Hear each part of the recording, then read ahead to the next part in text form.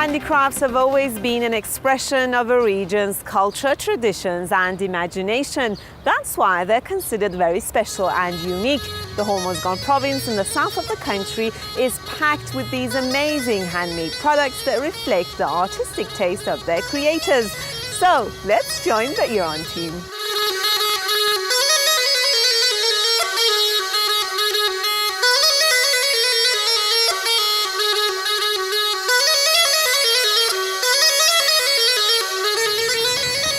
The land of handicraft is quite dazzling, wouldn't you agree? You can never find two identical handmade art pieces, even if they're made by the same artist on a single day. Any slight movement of the hand, any color used is, in a way, the expression of the feelings and thoughts of the artist at that very moment. For the past 2 years, this small house, which is in the heart of the old rural composition of Bandar Kong in the province of Hormuz in the south of Iran, has been host to many a craft born centuries ago on this land. It was established so that the talented and enthusiastic women of this harbour city would have a place to put their potential and the results of their handiwork on display.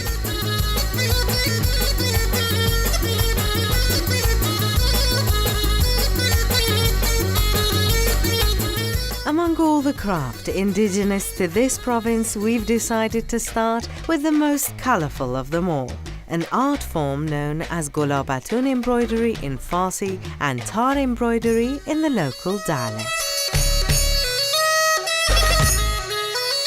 این هنر از وقتی که من یادمه جوری که مادر بزرگامون برامون نقل میکنن سینه به سینه منتقل شده. الان اینجا به جد میتونم بگم که هر خونه‌ای تو این شهر شما برید در بزنید از این هنر بپرسین، حتما یک نفر تو خونه هست که این هنر رو بلد باشه. They carefully and delicately stretch the fabric onto rather large traditional embroidery hoops and then draw the design they want to thread onto the fabric. They use special yarns, known here as gulabatun yarns, that come in many vibrant and vivid colors and start tracing their drawn patterns. And little by little, the real beauty and complexity of shapes, roughly outlined by the blue lines, comes to light.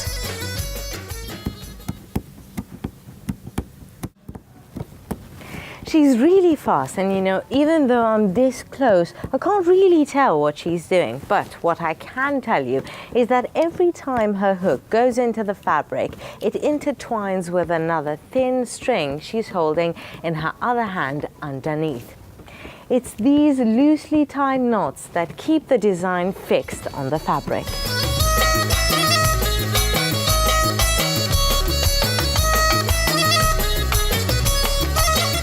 Some of these fabrics are trouser legs that are decorated with traditional designs that are themselves completed by putting together different, separately prepared sections.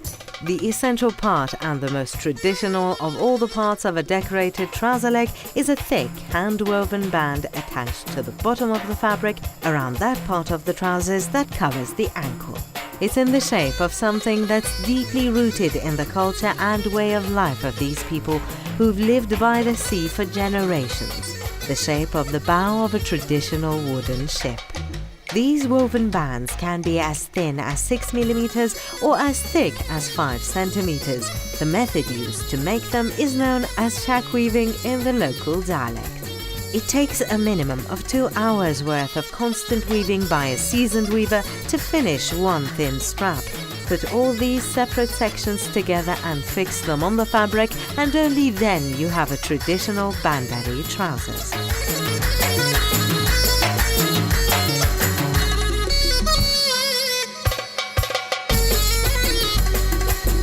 در قدیم این هنر دوزندگی رو پارچه های ابریشم بوده و نخهای آبطلا و آب نقره کار میکردن، ولی عرضه‌ای که داشتن با تعداد محدود و کمتری بوده. الان در حال حاضر این پارچه ها جای خودشون رو به چیزای دیگه دادن. ولی بازم اگه کسی بخواد همون چیز سبک قدیم و سنتی رو داشته باشه، ما میتونیم همین هنر رو پارچه های ابریشمی خاص با همون دوخت عرضه بکنیم، ولی با تعداد کمتر. These designs aren't seen just on trousers, rather they are worked on a number of clothing items and accessories. For example, niqab, which is something like a masquerade mask, half a mask that covers the eyes and the nose, has long been a part of the day wear of Bandari women and is decorated with gulabatun embroidery patterns as well. The niqab, however, is more than just an accessory.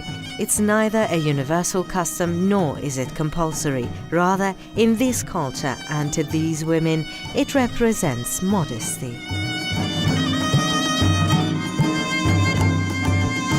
Another handicraft that's quite famous in this region is known as khus needlework. Khus is the name of the plastic threads used in the needlework and comes in two major colors, silver and gold.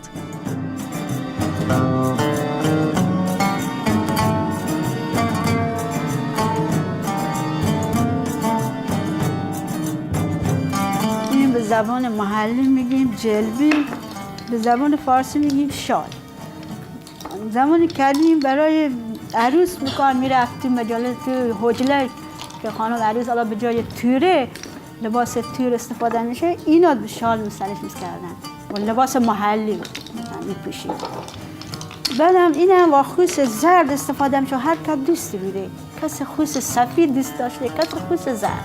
As you've just seen, since the khus threads are rather firm, the embroiderers don't use needles to sew the different designs onto the fabric. Traditionally, the patterns worked into the fabric are in the shape of 6-pointed, 8-pointed or 12-pointed stars. Khus needlework was a lot more popular during the Safavid period, but the art has somewhat faded over the years. یکی سبز هم داشتیم برای داماد وقتی همون میخواستم برم زمین روی برای داماد سبز میکردیم، تور سبز خوش میزنیم. Another example of this art that shows just how much it's intertwined with these people's lives can be seen in their henna designs. The traditional custom of applying henna to the hands is usually done during special holidays, birthdays, and most importantly, wedding nights. These are the same flower and leaf patterns you see on their clothes and trousers. The only difference is that here they're worked on the skin. Another form of art that can be easily found in coastal cities is seashell craft. Seashells are an important part of the marine ecosystem peppering the shoreline. They have always fascinated the human societies. People have collected shells for millennia for a great number of reasons, as decorative or memorial objects, to make jewelry items like pendants and necklaces to bracelets. Some even use them to barter, and some use them to create beautiful statues. All in all, different shellcraft are found throughout the world. In some countries, it has taken on the role of a rather large business, whereas in others, it is simply a folk art. So, even after retiring from their long career as the protective shells of different marine life, these magnificent mollusks start yet another life, providing both material and design inspiration for a variety of arts and crafts. کل کارهای بنده در زمینه صنایع دستی از صدف‌های از بین رفته استفاده میشه، از هیچ موجود زنده‌ای استفاده نمیشه. صدف‌هایی که به حساب از بین رفته و قبل از اینکه فرسوده بشه، من اونو به عنوان یه هنر و یه سوغاتی برای مهمونایی که از راه دور میان ایجاد میکنم. بیشترین صدف‌هایی که استفاده میشه از ساحل زیبای خودمونه، استان هرمزگان، بندر حسینه. این بیشترشون ایده های خودمه که به شکل بعضی حیوانات به حساب حالا آهو یا به عنوان طبق آداب و رسوم قدیممون که به دست آوردن آبمون از چاه بوده، آب آشامیدن که و در کوزه ذخیره می شده و استفاده می شده. To average beachgoers today, shells may be a huge reason for long strolls. People spend hours combing the sands for beautiful and intact shells that they can use to bring to life the images and ideas that pop up in their heads.